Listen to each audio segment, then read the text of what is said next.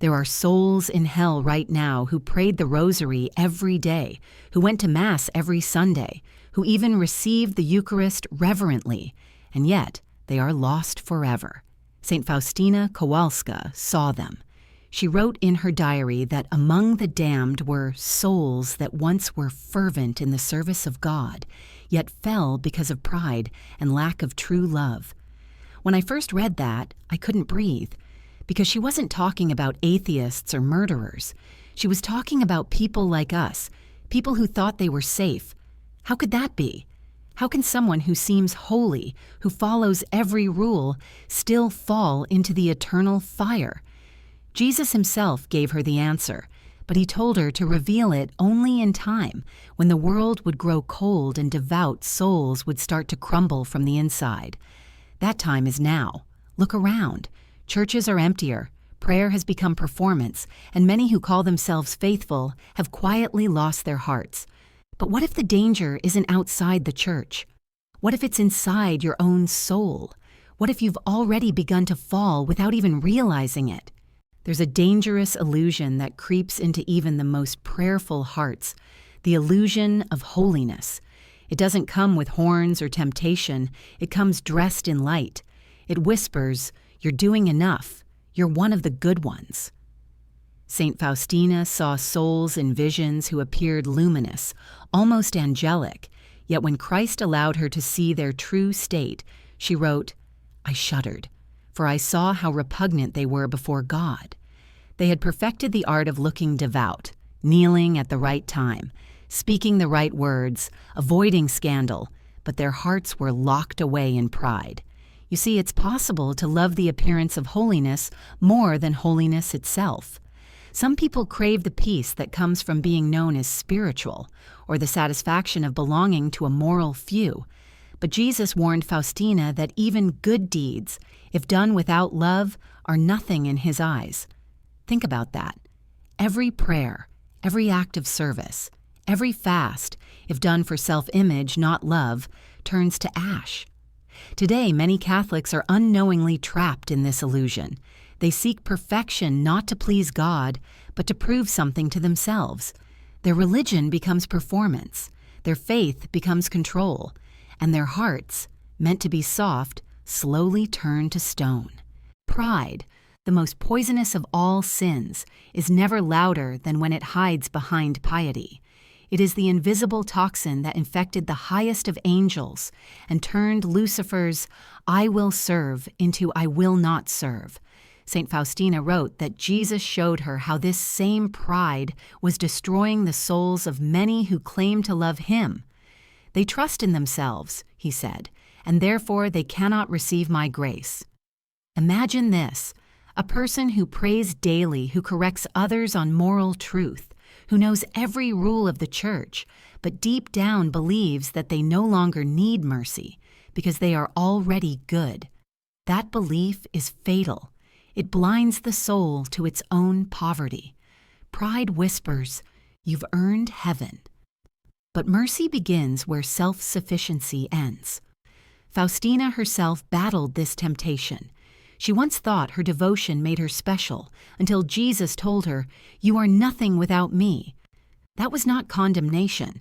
It was liberation. Only when she accepted her nothingness did her soul become radiant before God. So many devout souls fall because they forget that holiness is not an achievement. It is surrender. Pride builds walls around the heart, and mercy cannot enter walls. It can only fill wounds. There was a night when St. Faustina was taken by an angel into the depths of hell. She did not imagine it. It was a vision burned into her soul. In her diary, she wrote that she heard the cries of despair, the blasphemies, the hatred that no words could express. But the most haunting line of all was this: "I noticed that the greatest torment of the souls in hell is the loss of God." Among them, she recognized souls that had once been devout, even religious. They had spoken of God, taught about him, and outwardly served him, yet had refused his mercy. Jesus explained it to her plainly. There are souls who speak much of me, yet do not truly love me. Their hearts are far from me. He showed Faustina that even small acts of pride, jealousy, or hidden resentment, if left unconfessed and unhealed, grow into spiritual blindness. A soul that ceases to seek mercy begins to justify itself, and justification is the coffin of the conscience. When Faustina saw this, she begged Christ to let her suffer for them. His answer pierced her. You will save more souls by trusting completely in my mercy than by any suffering. Even as she trembled, she realized that mercy is not a feeling. It is a lifeline that the proud refuse to grasp. And that is the tragedy. The people who fall are not those who know they are sinners. They are those who believe they no longer need saving. Jesus wept for them. He still does. There is another deadly deception, one that looks gentle but kills quietly: false confidence. It's the voice that says, God is merciful, so sin doesn't matter. He'll forgive me anyway. This is not trust. It's presumption. It's the counterfeit mercy that comforts the conscience while the soul decays. Saint Faustina warned of this poison when she wrote, Abuse of my mercy wounds my heart most painfully. Sins of distrust grieve me less than sins of presumption. Presumption and despair are opposite walls of the same pit. One says, I'm too good to need mercy. The other says, I'm too evil to receive it. But both reject God's love in the same way, by refusing to trust. In our time, presumption hides behind kindness, behind the modern belief that mercy means tolerance of everything. But Jesus was not tolerant of sin. He was merciful towards sinners. There is a difference so sharp that eternity depends on it. Faustina saw souls who had died believing they were at peace with God, yet had never repented from pride, impurity, or indifference. They trusted in a vague idea of mercy, not in the living Christ who demands a heart transformed. One of the greatest lies whispered in our generation is that being nice is enough to enter heaven, but Christ's mercy is not a blanket, it is fire. It burns what cannot be holy. We live in an age that confuses comfort with faith. People say, I feel close to God, while they keep their sins hidden in the dark. Yet feelings are not faith, and comfort is not conversion. Faustina herself trembled when Jesus told her that lukewarm souls cause him the greatest suffering. These are not the wicked of the world. They are the ones who once loved him but grew complacent. Their hearts stopped growing. They mistook his patience for permission. And that's how even devout souls begin to fall, not through hatred of God, but through quiet indifference to his voice. The devil doesn't need to make you rebel. He only needs to make you comfortable. There comes a moment when every soul must look in the mirror, not the one that shows your face, but the one that reveals your heart. St. Faustina begged Jesus to teach her how to see herself as he saw her, and he answered, Self-knowledge is the beginning of wisdom because it leads to humility. He gave her a prayer that few dare to make. Jesus, show me the truth about myself, no matter how painful it may be. Imagine praying that sincerely. Imagine asking Christ to expose every hidden motive, every secret vanity, every selfish reason behind your good works. How many of us could bear to see what he sees? We confess our sins. Yes, but often only the ones we're comfortable admitting. Yet Faustina's life teaches that holiness begins where excuses end. When she saw her own weakness, she didn't despair. She ran straight into the heart of Jesus. That is where transformation began. This is the moment when the viewer, the soul, must pause and ask, why do I do what I do for God? Is my devotion love or performance? The frightening truth is that even acts of faith can be hollow when they are rooted in fear, vanity, or duty instead of love. Jesus once told Faustina, "Many acts that please people do not please me." Those words should shake us, and yet there is hope, because the same Jesus who exposes the rot within also offers the cure. He never reveals sin to humiliate us. He reveals it to heal us. He breaks us only to rebuild us. When Faustina allowed him to strip away her illusions, her soul became transparent before heaven, radiant with mercy itself. So before the secret is revealed, ask yourself one question. If you stood before Christ today, would your piety save you, or would your pride condemn you? There is a way out, a way Faustina herself lived, and it is the secret weapon against hell itself. The secret is not more effort. It is not stricter rules, longer prayers, or harsher penance. The secret is trust, absolute, unreserved, childlike trust in divine mercy. St. Faustina's entire mission was built on this one truth.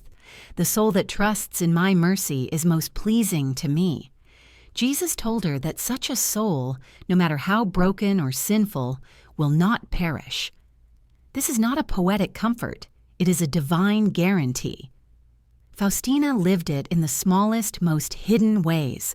When her superiors misunderstood her, when she felt abandoned by God, when illness ravaged her body, she whispered again and again, "Jesus, I trust in you." Those 5 words became a weapon mightier than any human strength. They pierced despair, silenced pride, and turned suffering into victory. Every time she surrendered her will, she drew countless souls out of darkness because she stopped trying to save herself. Trust is the soul's confession that it cannot stand on its own. It is not laziness. It is love in its purest form. The proud say, "I will fix myself." The trusting soul says, "Jesus, I can do nothing. You must do it in me." That surrender opens heaven's floodgates. Faustina saw that even the smallest act of trust, an honest prayer, a sigh, a whispered "help me," has cosmic power. It draws mercy not only for the one who prays, but for the entire world. That is why Jesus told her to spread the image of his divine mercy, with rays of blood and water flowing from his heart. It was not art. It was a warning and a promise. The words beneath it, "Jesus, I trust in you," are not decoration. They are the key to survival in the storm that is already here. Because mercy is not automatic. It must be received, and the only vessel large enough to receive it is trust. When a soul finally stops performing and begins trusting, something extraordinary happens. The heart that once feared judgment begins to rest. The person who tried to control everything begins to let go. That's when grace floods in, not because God changes, but because we finally stop resisting him. Faustina didn't become a saint by perfection. She became one by surrender. Her sanctity was not in what she achieved, but in what she allowed God to do through her weakness. That's why Jesus said to her, "The greater the sinner, the greater the right he has to my mercy." The secret weapon against hell isn't strength. It's trust. The warning of Christ to St. Faustina was not a message of doom. It was a plea born from divine love. "Write this," he told her, "before I come as the just judge, I first open wide the door of my mercy. He who refuses to pass through this door must pass through the door of my justice." Those words echo across time like thunder, and they are meant for this generation more than any before it, because we live in a world that has forgotten sin, and in doing so, has forgotten mercy. The tragedy is not that we are weak, it is that we no longer believe we need saving. Jesus revealed to Faustina that the greatest sinners have the greatest right to his mercy, not the good, not the strong, but those who know they are broken. Yet too many devout souls buried in religious pride or spiritual apathy reject that invitation without even realizing it. He showed her a river of light flowing from his heart, blood and water mingled, symbolizing the sacraments, the blood, the price of our redemption, the water, the cleansing of our souls. And then he gave her the simplest yet most powerful weapon against despair, the chaplet of divine mercy. Every time we pray it, we echo her cry. For the sake of his sorrowful passion, have mercy on us and on the whole world. It is not a prayer of words. It is a cry that shakes heaven. But this message is not only for the sinner who feels unworthy, it is for the devout who have grown numb. The lukewarm must awaken before the door closes. Jesus said, "Let no soul fear to draw near to me, even though its sins be as scarlet." The only souls that perish are those who refuse to trust. The warning is clear, but so is the promise. Every soul that entrusts itself to His mercy will be shielded on the day of justice. This is not an abstract theology, it is divine reality. Time is running out, not because God is cruel, but because love cannot be ignored forever. Mercy is offered now in this moment, but it will not always be. So wherever you are, in faith or in failure, this message is for you. The same Jesus who spoke to Faustina is speaking now softly but urgently. Come before it is too late. Trust before you judge yourself unworthy. Believe before pride blinds you. Saint Faustina saw with her own eyes that hell was not filled with monsters. It was filled with souls who once looked like saints, people who had prayed, fasted, and served, yet never truly trusted. And that is the heart of this revelation. Salvation is not about how religious we appear, but how much we abandon ourselves to divine mercy. The difference between a soul in heaven and a soul in hell is not how many prayers they said, it's how deeply they trusted the one they were praying to. When Jesus appeared to Faustina with rays of blood and water flowing from His heart, He gave humanity a final refuge. "Before I come as the just judge," He said, "I come as the King of mercy. The gates of mercy are wide open, but they will not stay open forever. There will come a time when the door closes, not because God stops loving, but because the time for choosing will have passed." So ask yourself now, if Christ were to call you this very night, would your faith be trust or performance? Would your heart say, "Jesus, I trust in you," or "Jesus, look at what I've done for you"? The promise remains. No soul that has recourse to my mercy will be lost. Go to confession. Pray the chaplet. Trust in His mercy more than in your own strength. You don't need to be perfect. You need to be honest before God. He can heal everything except a heart that refuses to open. The message of divine mercy is not just for the world, it's for you. And right now, heaven waits for your answer. The gates of mercy are still open. But one day, they won't be.